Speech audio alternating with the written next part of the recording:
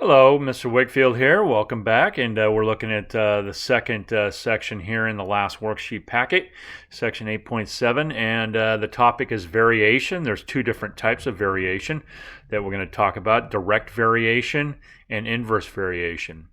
We'll talk about direct variation first. But before I get into that, I want to talk about something in relation to the last video and the last section that we did, which was section 3.7. These problems that we have in the current section have a very similar look to them compared to the word problems in the last section. You can see here that in this problem it says in the middle of the problem it has two numbers that they put together here. P is equal to 30 when R is equal to 6. So they're kind of saying that 30 and 6 go together. And then they say what happens if the R is equal to 2 now, then what happens to P? What is that equal to? That has a very similar look to it compared to a lot of these problems in the last section, 3.7, where it puts 2 and $29 together, for example, and then it says what happens if the 2 scarves changes to 3, what then happens to the cost then? So it has a very similar structure to it is what I'm trying to say here, but it's not the same. Okay, sometimes it can be done and with a similar method that we had in section 3.7, but the problems in the current section 8.7, they do not always work that way. And if you try to always do them in the way we did it in 3.7, you will a lot of times get the answer wrong. Okay, and so I wrote a note here at the top to remind you here, when you're doing variation problems, do not set up a proportion. A proportion is one of those things that we did in the last section where you had a fraction equal to a fraction, okay? Same thing here where, again, you had a fraction equal to a fraction when you set up the word problem, okay? And you set up the equation for the word problem. So that's what I'm trying to say is do not do the same method we did in 3.7 when we're doing 8.7 problems. In other words, variation problems. Okay, don't do that thing where you set up a fraction equal to a fraction. All right. So when you're on a test question, for example, how are you going to know that it's a variation problem so that you'll know not to set up the fraction equal to fraction thing that we did in the word problems? You're going to know that it's a variation problem because it will say varies directly or varies inversely in the problem. When it says one of those two phrases, all right, it will mean that it's a variation problem. All right. Sometimes they also, as you see down here in problem D, sometimes they use the word proportional. When you see that word, that is also a variation problem. Okay, I'll get into that more when we get to problem D. But when you have a variation problem, do not do what we did in 3.7 where we have a fraction equal to a fraction. But I will now show you what you should do. Okay. It's pretty much the same process for all these problems, so we'll get used to it the more we do it here. You'll see here in the first problem it says if P varies directly as R and P is equal to 30 when R is equal to 6, find P when R is equal to 2. Okay, so just like in the typical word problem, okay, there's something you have to find, okay. They already give you a variable to identify it, all right, the P, so you don't need to like pick a letter like we did in the last section to represent what you're trying to find. We already know that it's P and that's already a variable, all right, so that we know that P is what we're trying to find. But in each one of the variation problems, they're going to tell you whether or not it varies directly or it varies inversely. So the first thing that you want to do in any variation problem is this. You want to take that phrase right there where it says varies directly, and you want to take the thing that goes just before the phrase varies directly. It's P, right? Okay. Take the variable that goes just before that, and you can see up here that the Y goes just before that up here in this sample phrase here. And we're going to convert it to an equation here, convert it to a formula. So see how Y goes before the phrase varies directly here? Y also goes before the equal sign. All right, so whatever goes before the phrase varies directly will also go before the equal sign. So if it says P varies directly, then since the P goes before the varies directly, let's put it here. I'll go ahead and just rewrite it right underneath the sample problem here so you can see how it goes. It says P varies directly as R, right? So since P goes before that phrase varies directly, it does the same thing that Y does. And so when you convert it to an equation, the P will go before the equal sign just like the Y does. Okay, again, whatever goes before that phrase varies directly goes before the equal sign. And then whatever goes after the phrase varies directly. In the sample problem, it's X right there, right? The word as is just like an additional word in there, but we're talking about the variable here, all right? We're talking about the variables y and x, because that's what you put inside the equation. You don't put a word inside of an equation. Normally you put a variable in there.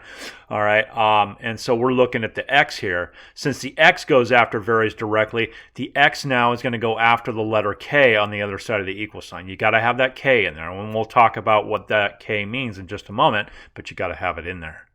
So in the same way, since the R is playing the same role as X is playing here, where R goes after the phrase varies directly, the R also will go after the letter K. And so there's your formula right there for this current problem that we're working on.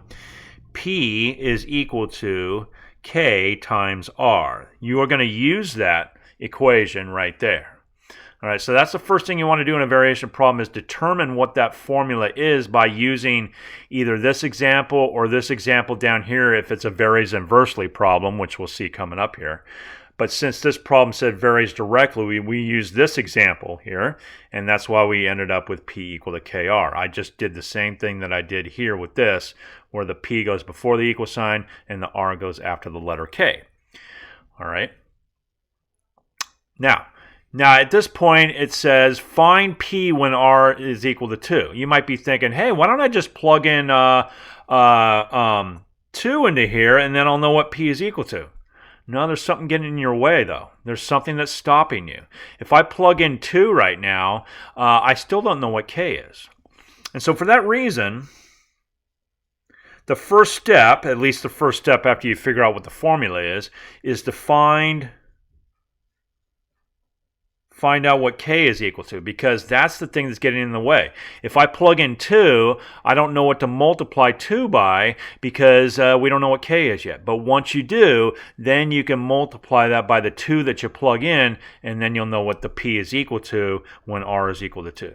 Because whenever they say, and we've seen this before with when we did XY graphs, all right, and we were plugging things into equations, all right, when you plug a number into one variable of an equation, and then it says what's the other variable equal to, all right, just like we did at the beginning of chapter 4, where you plugged in an x and figured out y, all right, whatever the y ended up being equal to, that was the thing that paired up with the x that you plugged in, all right.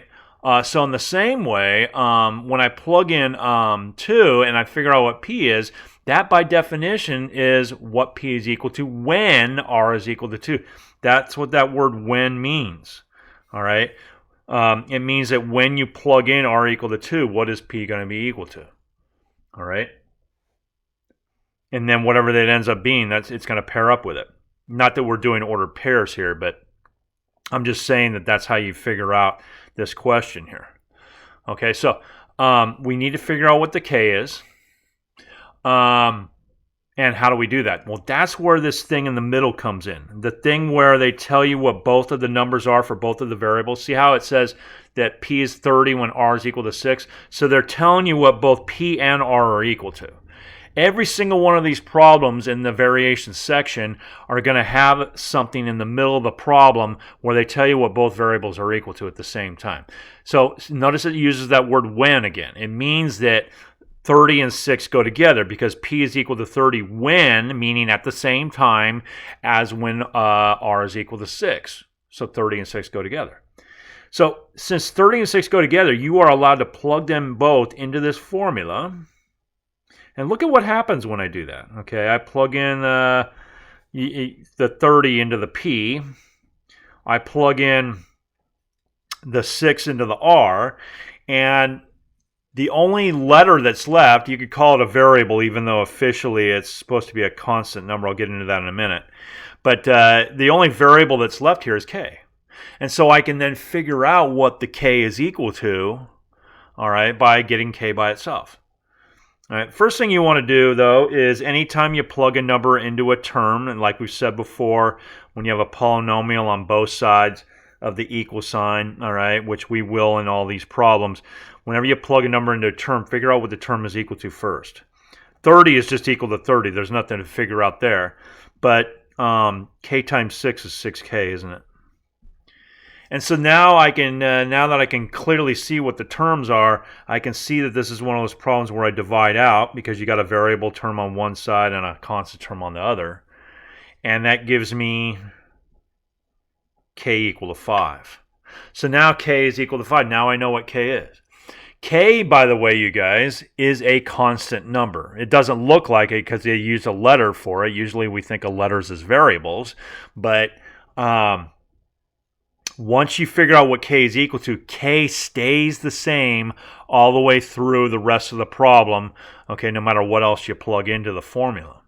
So because k is equal to 5, that means that this formula, now that I know what that constant number k is equal to, and it's going to stay constant all the way throughout the problem, I might as well just change the k to a 5 because it's always going to be 5. It stays constant once you figure out what it's equal to. That's how k works. The other two variables aren't like that. Just the k does that. All right. So in step 2, now that I know that k is equal to 5 no matter what, all I got to do in order to figure out what p is when r is equal to 2 is just simply to plug in the 2. Like I said, if you want to know what p is when r is equal to 2, you just plug in the r equal to 2 and then solve for p. All right? And you can see there that p is already by itself. You just got to figure out what the other side of the problem is equal to, and it's equal to 10. And so you did it, okay? And there's no units of measurement in this problem. As you can see here, you don't have any feet or miles or inches, okay, or any of that stuff like we talked about in the last section. So you don't need to say 10 inches or 10 miles or 10 ounces or teaspoons or anything, any of that kind of stuff. All right, we'll see that kind of thing down here in problem D, and so you'll be able to tell the difference. But here, there's none of that, okay? It's just numbers here. No measurement. So you can just say 10. 10 is fine. Okay.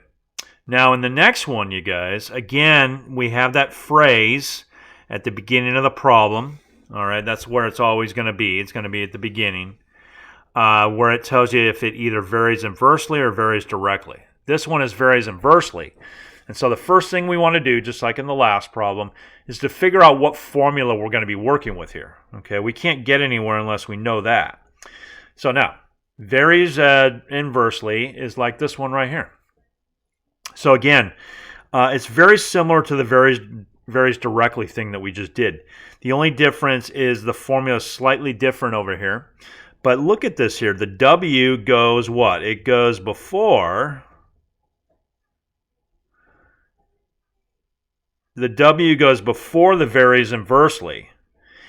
Just like the y does. And so in the same way, just like in the last problem, all right, because the w goes before that phrase, the w goes before the equal sign. Okay, just like with the y and the p, all right, whatever is before, whatever variable is for varies inversely, that's going to go before the equal sign. Okay, and then whatever goes, what was that, as z? Okay, I'm just reading off the problem here.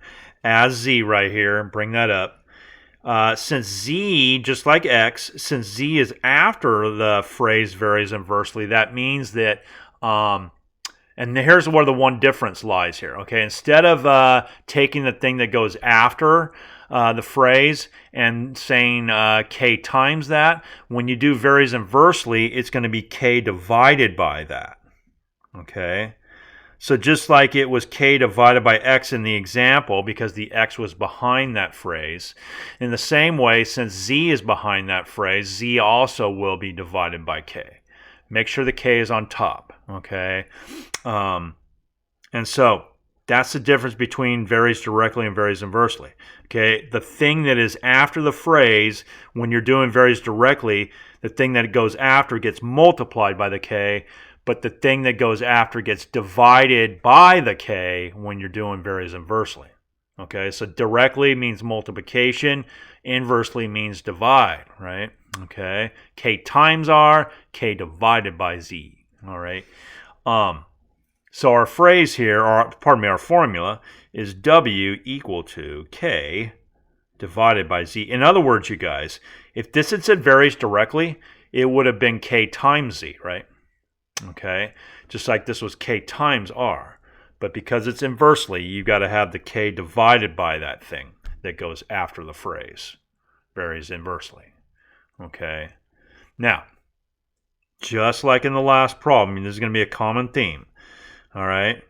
Find out what K is. Because if I try to answer the question right now, the question is find W when Z is equal to 27. All right. If I plug that in right now, I'm going to get W equal to K divided by 27. Can't really give that as my answer without knowing what K is. All right. So again, K is the thing that's getting in your way of knowing the final answer here. So if we figure that out, we'll then be able to get the answer. Again, just like in the last problem, we take that phrase that's usually, or that statement rather, that's in the middle of the problem, and we, it's the one where you they tell you what both of the variables are equal to at the same time. W is equal to 6 at the same time that Z is equal to 9. Okay, when, meaning at the same time. That means that we use those two things, and I didn't mean to write W here because I'm going to replace that. But I take this formula, okay, and I replace, or I plug in the 6 into the W, and I plug the 9 into the Z. What does that look like? 6 for the W, 9 for the Z, okay, and then I solve that equation. All right, now there's multiple ways that I could solve this equation. We've seen some ways already, but since we just learned about doing cross multiplying yesterday, and since I can make this into a fraction, can't I make that into a fraction right there? 6 over 1. So even though we've learned other ways to solve this kind of equation in the past, okay, if you have just a single fraction on one side of an equal sign, you guys, and you have just a term on the other side that's not a fraction, what you can do in that case is to make the term into a fraction, and then it looks just like a problem from the last video, where you have a single fraction on each side, nothing outside of those fractions, and so you are allowed to cross multiply right there, and that's going to be easier than the methods we've done in the past for this type of equation, and so we might as well do that. Okay, now that we've learned cross multiplying. So 1 times K is K. 6 times 9 is, I'm cross multiplying, 6 times 9 is 54, and K is already by itself, so I don't need to do anything else to figure out K. Okay, what do we now do now that I know what K is? I now realize that K will always be 54 in this problem. Okay, each problem has a different K, but once you establish what the K is for that particular problem, it doesn't change throughout the rest of that problem. So as I go to the last step here, it's definitely going to be 54 for K. And so you can just plug in the 54 and keep it there because it's going to stay constant throughout the rest of the problem. Okay. Then the last step, just like in the last problem, is to take that final question that they ask you, find W when Z is equal to 27. Okay, that just means to plug in the 27 where the Z is and figure out what W is. And again, W is by itself, so you just have to figure out what the other side of the equal sign is equal to. All right, it's a fraction answer, and as I said in the video yesterday, if you get a fraction answer, all right, put it in lowest terms unless I indicate that I want you to make it into a decimal or something like that. But part of putting it in lowest terms is to try to divide it first. Okay, does 54 divide evenly by 27 in your calculator? Yeah, it does. Okay, it's equal to 2. And so there you go. If it hadn't divided evenly, if it gave you like a decimal in your calculator or something like that, but not a whole number or negative whole number, then like 2 or something like that, you know, just a normal whole number or negative whole number, then you would try to put it in the lowest terms by dividing the top and bottom by the same thing and trying to reduce it as much as you can. But if it divides evenly, then definitely do that, okay? because if it does divide evenly, that's part of the lowest terms process, is to actually go ahead and divide it and get that nice simple whole number answer. Okay, just a reminder there. I know we've done that many times where we just, divide and you get your answer in an equation. But yeah, that's part of what I was talking about when I said if you get a fraction answer, unless I indicate otherwise, just put it in lowest terms. All right. Part of that is to try to divide it first, okay, in your calculator, and if it divides evenly, then use that, okay. Okay, so that is inversely. Now this next one also is inversely, but it's a little bit different, okay, as far as the overall statement, because notice what it says here. It says C varies inversely as the square of D, not just D, but the square of D. What do they mean by square of D? Square of D is... Let me highlight it here. Square of D is D squared, D to the second power. And so when they say C varies inversely as a square of D, let's talk about that carefully up here at the top as we use this thing again up here. I'll erase the old one here. Okay. The old problem, I'll erase that off. All right. And so what they're saying is that C is right here before the phrase, and then D squared, because square D is the same thing as D squared. And we don't want to put the word square in our formula, so that's why I converted it to D to the second power. Okay, D to the second power, that's something you can put in an equation, right? That's mathematical. That's math symbols and stuff. Okay, you don't want to put words in there normally. We did that in the last video only because we wanted to make sure we set it up right, but then we got rid of those words. So, yeah, you don't put words in equations, at least not permanently. So, because D squared goes after the phrase varies inversely, okay, then just like the Z did in the last problem, the D squared, because it goes after, and because it's inversely, we're going to say K divided by D squared. K divided by D squared. All right, so again, whatever goes after inversely, varies inversely, that goes under K squared. Z did that, and now D squared does that too. Okay, so that's our formula, you guys. All right, let me write it down over here to give myself some room here. C is equal to K divided by D squared. There it is right there. So what's the first step again? The first step is to find out what K is, because that's always the thing that gets in our way, just like in the last two problems. That always prevents us from figuring out the answer until we actually know what K is equal to. Then we can figure it out. So we always figure out K first after we establish what the formula is.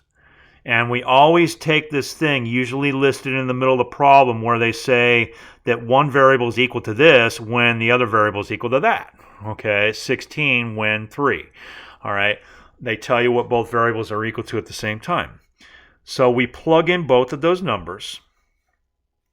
Okay, so I put 16, all right, where the C is, and here's where you got to be careful, all right? Remember, this is D squared, not just D. So when you plug it in, you're not just going to put 3 there, you're going to put 3 squared. All right. Now, again, this looks similar to the last problem where you got a fraction on one side and just a term on the other side.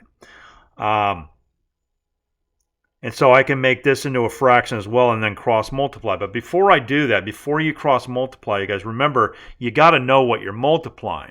All right, so when you plug a number into either a numerator or a denominator, before you cross multiply, you got to figure out what that numerator or denominator is equal to. This is equal to 16, but what is this equal to?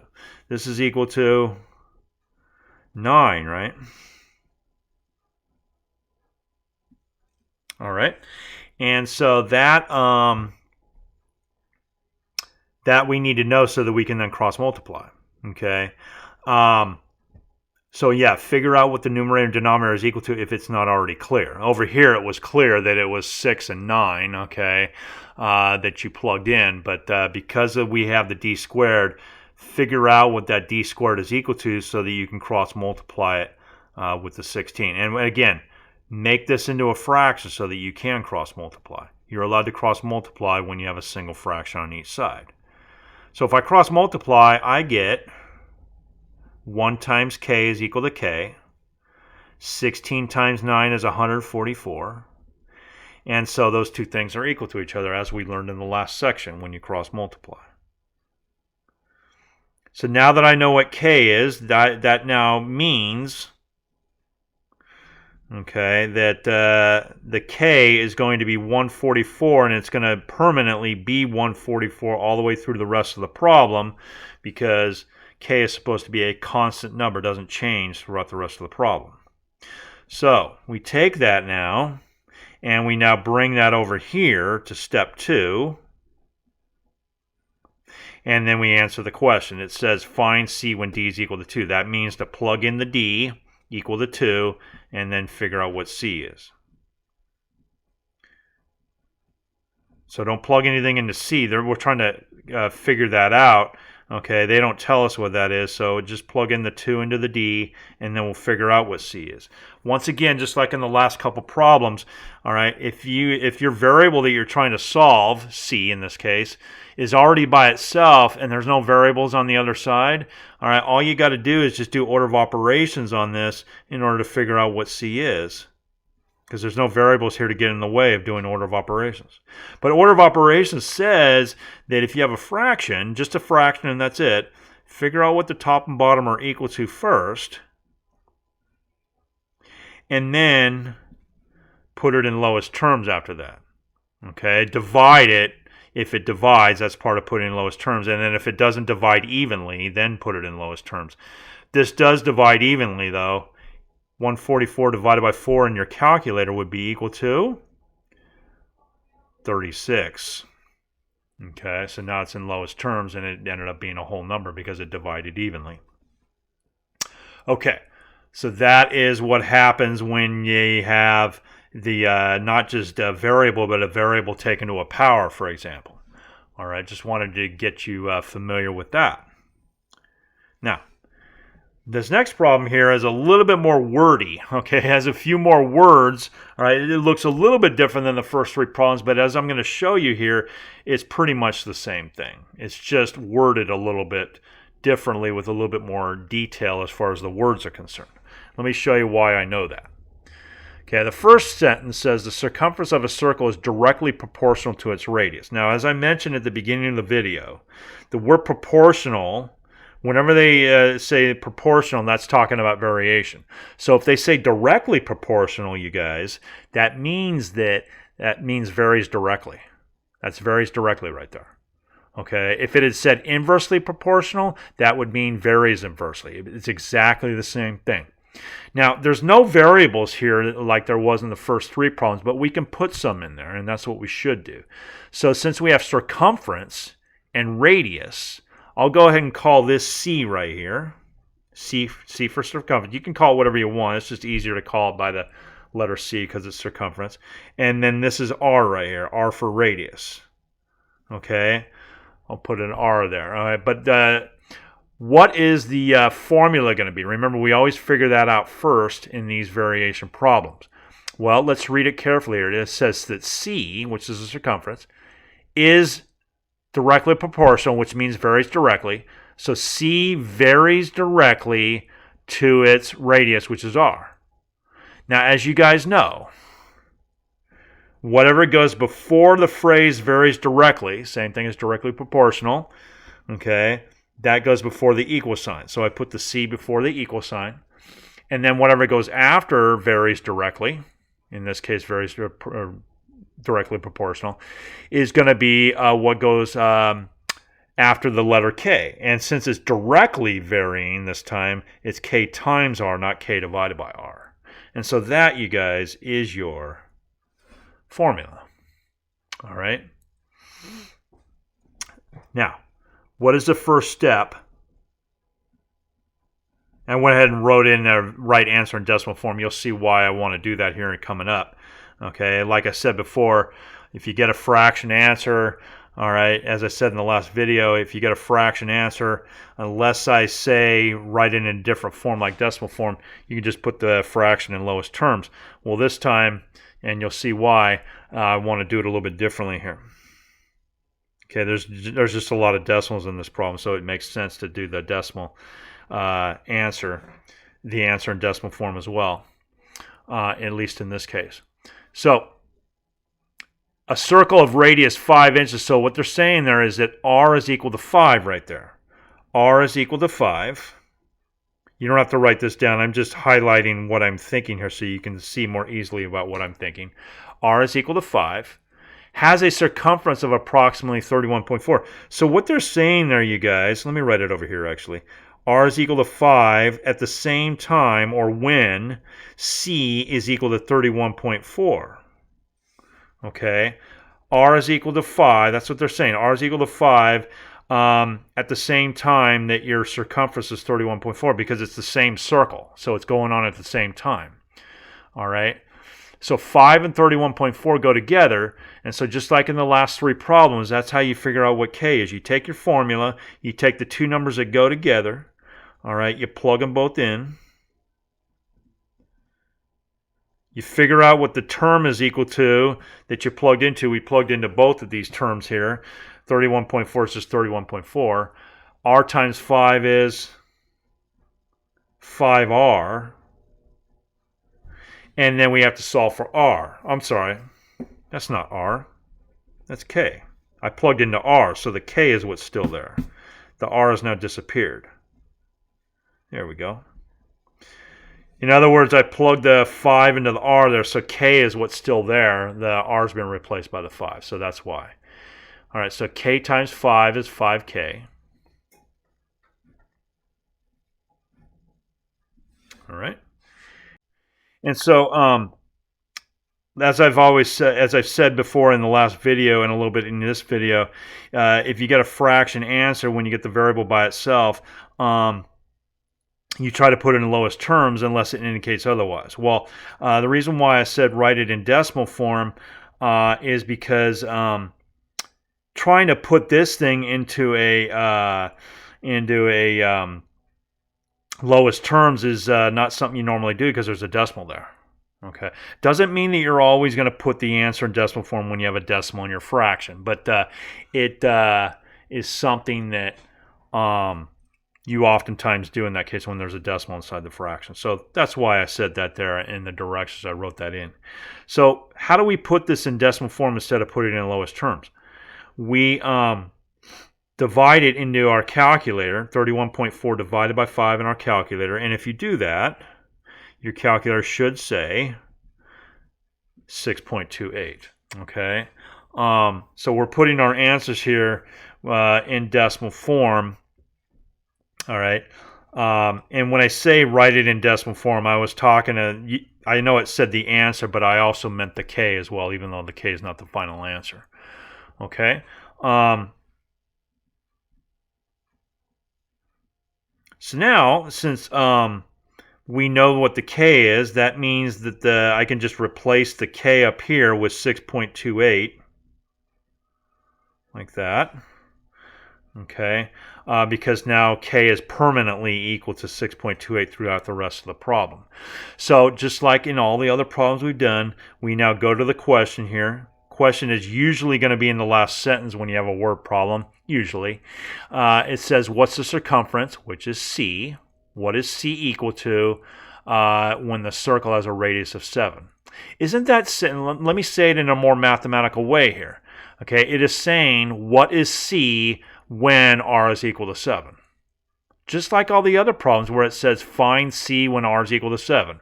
Okay, just like when it says find C when D is equal to 2. Very similar format, it's just worded a little bit different. Okay, so we want to find C when R is equal to 7. Okay, and we just go through the same thing we've been doing in the other problems. Okay, you plug in the R equal to 7.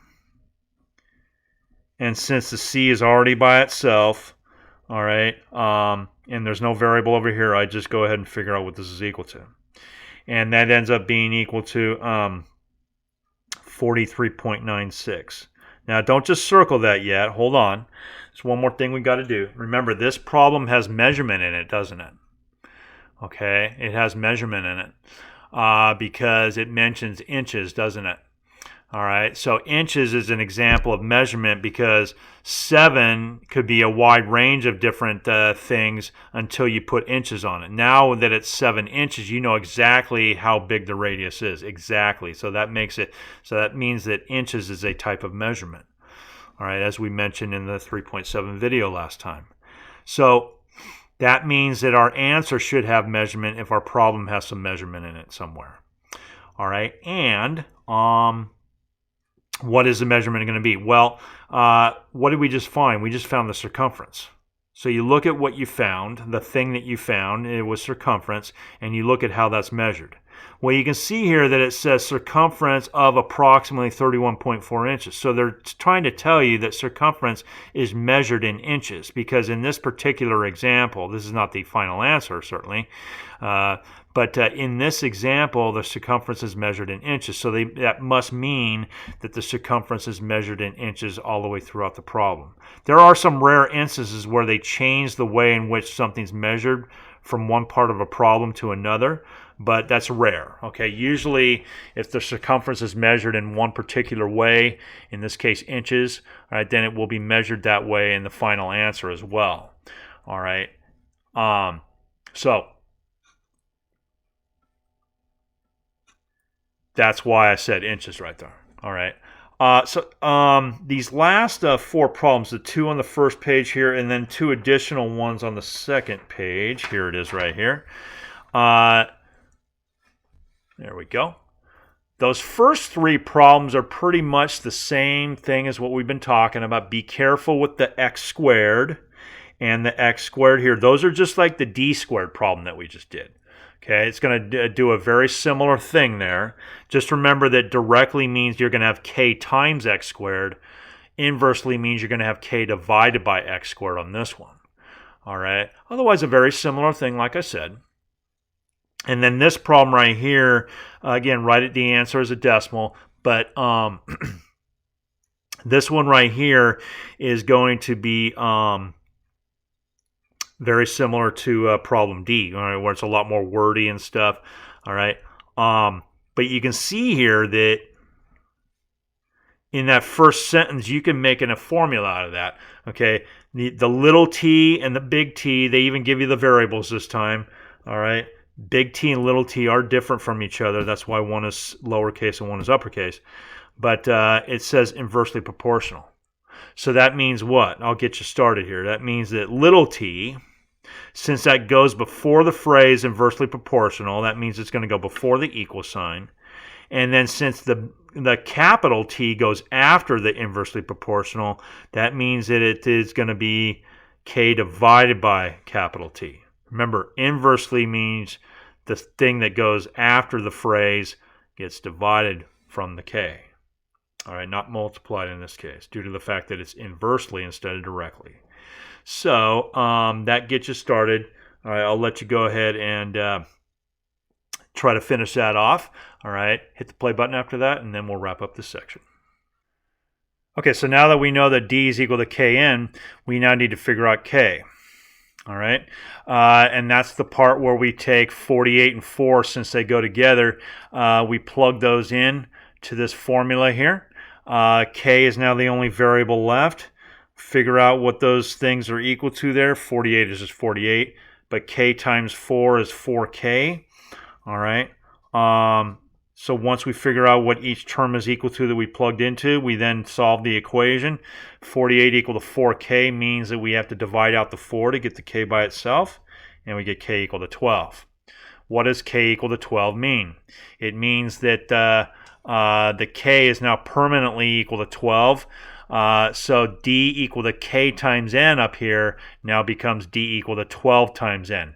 And now that I have that established, the fact that K is equal to 12, now that I have that established, I can now take N equal to 11, since that's part of the final question that they're asking us here. It says find D when N is equal to 11.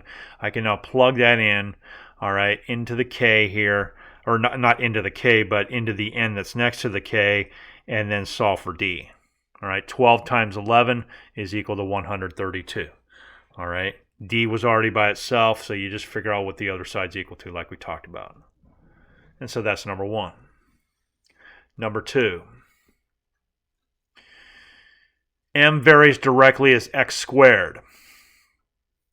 All right, again, because it's directly, we take the m, put it first, then we put our equal sign, then we put our k, and because it's directly, it's going to be k times that second thing, x squared.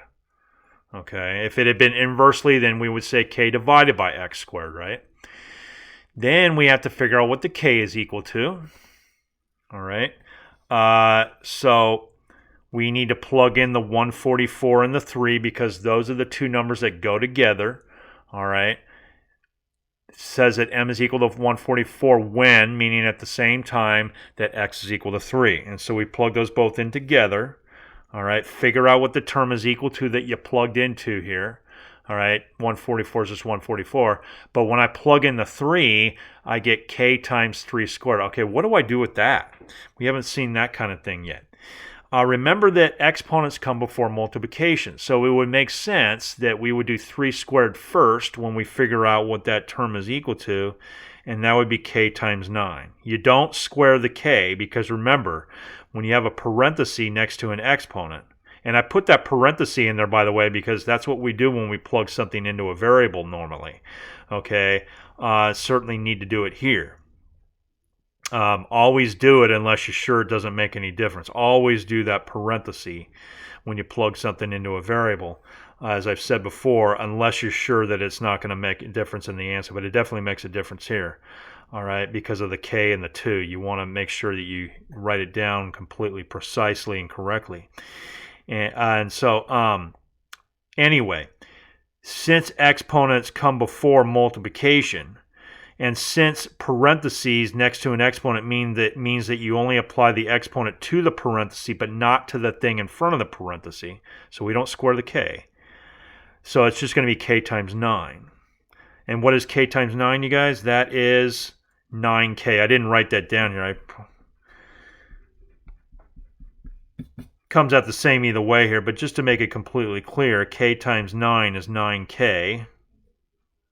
Let me just write down the additional work here, and there we go. So this is k times 9 as I've written down here, and then 9k. So then we divide. Now we see that this is 9k. This is one of those problems where we divide out. Okay, and that's going to give me k equal to 16. All right, 144 divided by 9 is 16. So that means that now k is permanently equal to 16. I replace the k up here with the 16, and this is now my formula. All right. Now I answer the question. It says find m when x is equal to 5. So again, you plug in the 5 into the variable that it's equal to, x, and then you figure out what they ask you to figure out, which is m. Okay. Once again, the variable you're trying to figure out is by itself, so you just got to figure out what the other side's equal to. Exponents come before multiplication, so we got to do 5 squared first. All right, 16 times 25 here, and that's equal to 400. And so the final answer is 400. Let's flip that over to the back side now, keeping in mind that when it's inversely, what are we going to do? We're going to divide the k by that second thing, aren't we? So speaking of that, you can see that that's exactly what happens here. All right. Since y varies inversely as x squared, all right, we're going to say y is equal to k divided by x squared. So then we need to figure out what k is equal to now that we have that formula established. K is figured out by plugging in the 18 and the 2 here, since they go together as a group. All right. And so I plug the 18 into the y, and I plug the 2 into the x right there. And so I get this right here. And as you guys know from that problem that we did earlier, all right, with the d squared, you got to figure out what your numerator, and by the way, I'm going to make this into a fraction so I can cross multiply again. Okay, 18 over 1. But you got to know what your numerator and denominator are equal to before you can cross multiply. So make sure to do 2 squared equal to 4. Do that first. Okay, and now that I know that that's equal to 4, I can now do the cross multiplication right here. 18 times 4 is 72, and k times 1 is k. All right.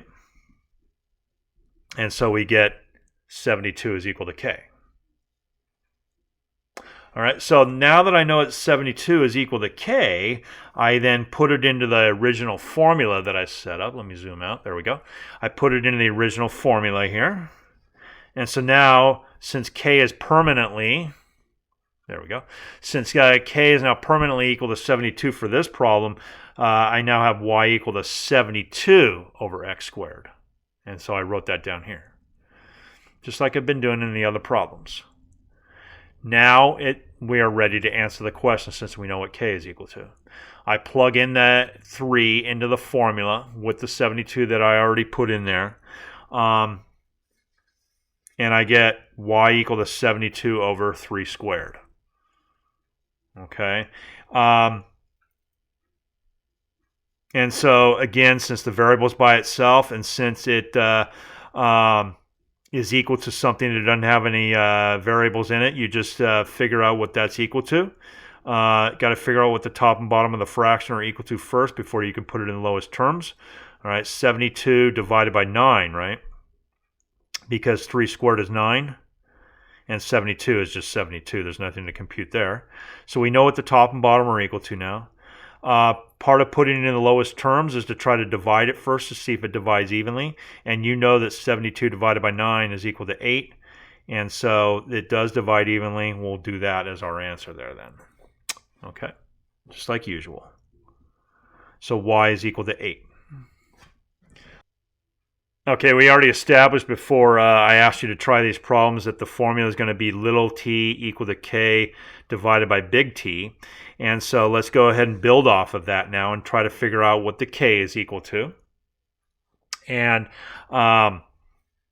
once again, you'll see in the middle of the problem here, it says that it takes an ice cube 1.7 minutes. Okay, let's talk about that right now.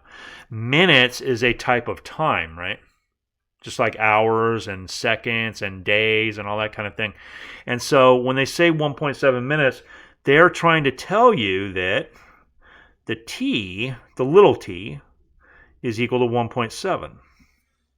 Okay, you don't need to say 1.7 minutes again right there because you don't have to put units of measurement into your numbers here when you write them down until you get to the final answer. Okay, so you don't need to say 1.7 minutes, all right?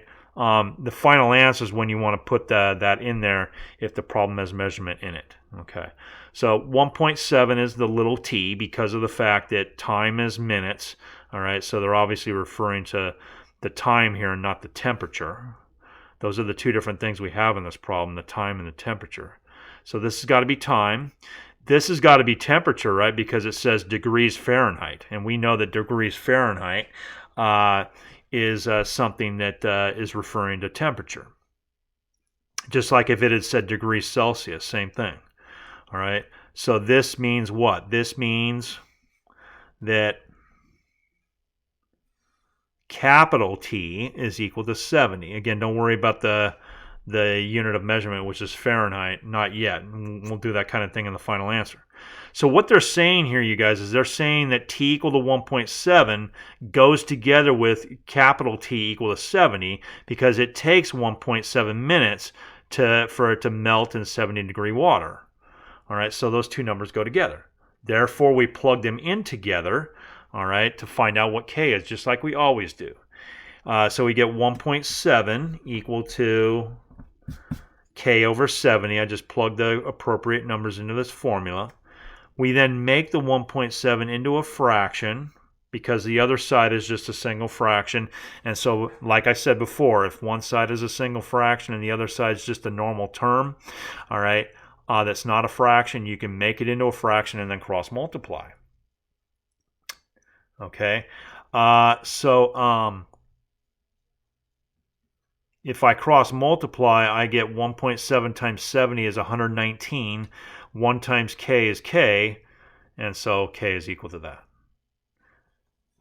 Now that I know that K is equal to that, I replace the K in the original formula with 119 because I need that. I need to know what K is equal to, so I put it in there so that I can use it in the last step of the problem, just like always. I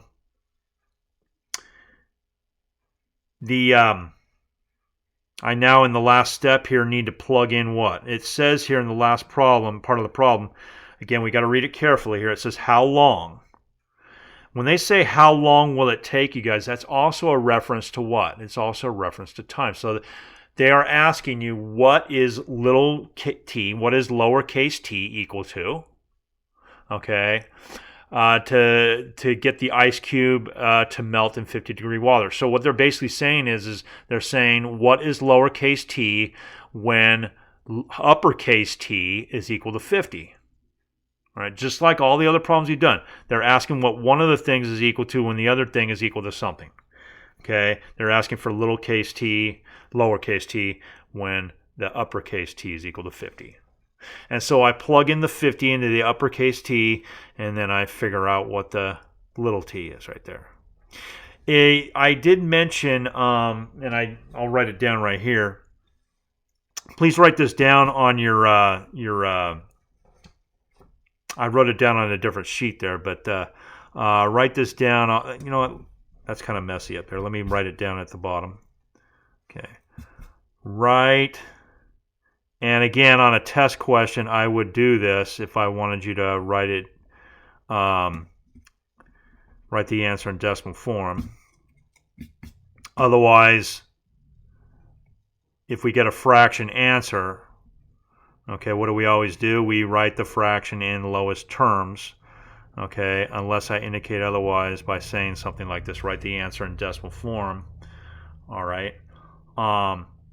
This is another one of those problems where I want you to do that, so make a note in there so that you know why I wrote this in decimal form right here. Okay, so again, how do you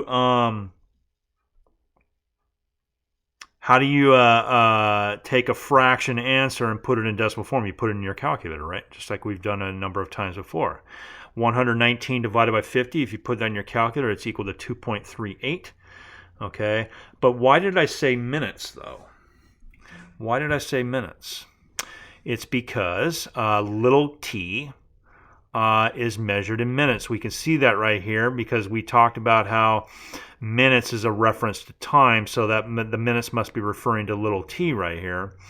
And so, again, time can be measured in a lot of different ways depending on what problem you're doing, but in this problem it's measured in minutes because we know that they're trying to tell us that t, lowercase t, is measured in minutes by this example right here. And just like that circumference problem earlier, all right, if it's measured in minutes here in this part of the problem, it will be measured in minutes at the end of the problem when they ask the question as well. All right. I'll be very careful to explain the situation if you do have one of those rare problems where the way in which it's measured is different. All right. But otherwise, like I said with the circumference, if something is measured in one way in the middle of the problem, it will continue to be measured with that same unit of measurement, in this case minutes, throughout the rest of the problem, including in the answer. And so that's why I knew that this is minutes and not seconds or hours or something like that. Okay. And so that is your final answer.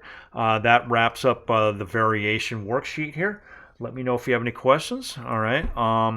But we're going to really start to get into word problems more heavily now in the next worksheet, so be ready for that. But we will have kind of an introductory video for that. You'll still have some worksheets in that introductory video, but it'll really help us kind of be ready for the word problems that are going to be coming up after that in the future videos. As we get to the last few videos of the semester here. So this next video will really give us a good opportunity to get some of the basic fundamentals down of a lot of the things that we do in word problems, some of the bigger word problems especially. So that's what you're going to see in the next video, and then we'll really hit some bigger word problems after that. And we'll go through that carefully, of course. All right, so have a great day. We'll see you back here for that next video that I was talking about.